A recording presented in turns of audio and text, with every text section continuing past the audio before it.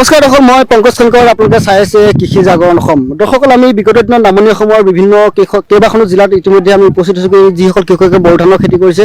আৰু বড়ো ধানৰ খেতি কৰা কৃষকসকলৰ মাজত আমি উপস্থিত হৈ আমাৰ উজনি অসমত কেনেকৈ বড়ো ধানৰ খেতি কৰিলে আমাৰ কৃষকসকল লাভান্বিত হ'ব বা নামনি অসমৰ কৃষকসকলে কেনেকৈ বড়ো ধানৰ খেতি কৰি লাভান্বিত হৈছে, কথাবিলাক আমি জনোৱাৰ উদ্দেশ্যে আমি নামনি অসমৰ বিভিন্ন প্ৰান্তত বৰ্তমান বিগত দিনত ঘূৰি ফুৰিছোঁ। আৰু তাৰ অংশস্বৰূপে আজি আমি কামৰূপ জিলাৰ ৰংগাপানী অঞ্চলত উপস্থিত আছোঁ। ইয়াতে এজন আব্দুল কাৰিম নামৰ এজন কৃষকে খুব ধুনীয়াকৈ বড়ো ধানৰ খেতি কৰিছে। চাব পৰা এটা বিস্তৃত অঞ্চলত তেওঁ খেতি কৰিছে, প্ৰায় ৩-৪ বিঘা মাটিত কৰিছে।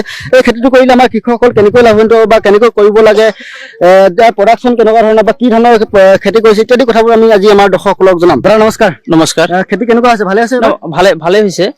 এইটো কি কোনটো জাতৰ ধানৰ খেতি কৰিছে? বড়ো ধানৰ এতিয়া আমি ৰুইছিলো ইণ্ডো আমেৰিকা কোম্পানীৰ 22 নম্বৰৰ ধানটো মই ৰুইছিলো।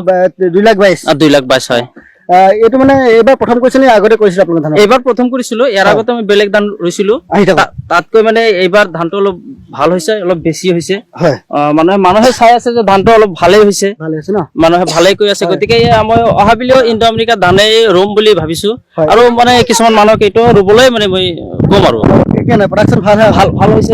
যদি প্ৰডাকশ্যন ভাল হয় আমাৰ কৃষকসকলৰ লাভ হ'ব নহয় জানো? হয়, প্ৰডাকশ্যন ভাল হ'লে কৃষকসকলৰ লাভ হ'ব। এনে প্ৰডাকশ্যন কিমান কুইণ্টেল মান পাইছে? এইটো মানে এইটো মানে আমি ২৭-২৮ মান বিঘা প্ৰতি বিঘাত মানে ২৭-২৮ মান পাই আছো। আৰু মানে ধানটো মানে দেখিও ভাল লাগিছে। খাবলৈ কেনেকুৱা? খাবলৈ ভাতো ভাল, খাবলৈ ভাল হয়। হয়। এতিয়া আমাৰ বহু কৃষকে এই ধানটোৰ বিষয়ে নাজানে, তেওঁলোকে কৰিলে লাভ হ'ব দাদা?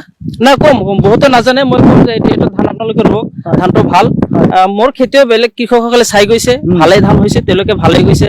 এই মানে যিটো আব্দুল কাৰিম দাদাই যিটো ধানৰ খেতি কৰিছে, এইটো 2,22,000 এইটো মানে আপোনাৰ কোম্পানীৰ ধান হয়? এইটো ইণ্ডো আমেৰিকানৰ কোম্পানী হয়। এইটো ভেৰাইটি চিট টু চিট আপোনাৰ ১১৫ পৰা ২০ দিনত আহে, কাটিব পৰা হৈ যায়। কাটিব পৰা যায়। এইটো মানে আমাৰ ইয়াত কিমানজন কৃষকে কৰিছে? এইটো মিনিমাম এইটোতো আমি হিচাপ কৰি ক'ব নোৱাৰিম। ধৰক আমাৰ কোম্পানীৰ যিকেইটা ভেৰাইটি আছে সব ভেৰাইটি মিলি আমি ক'ব পাৰো যে শতকৰা ৭০ জন মানুহে আমাৰ এই চন্তলি, কামৰূপ, ৰংগাপানী বা অন্যান্য জাগাৰ মানুহে কৰে।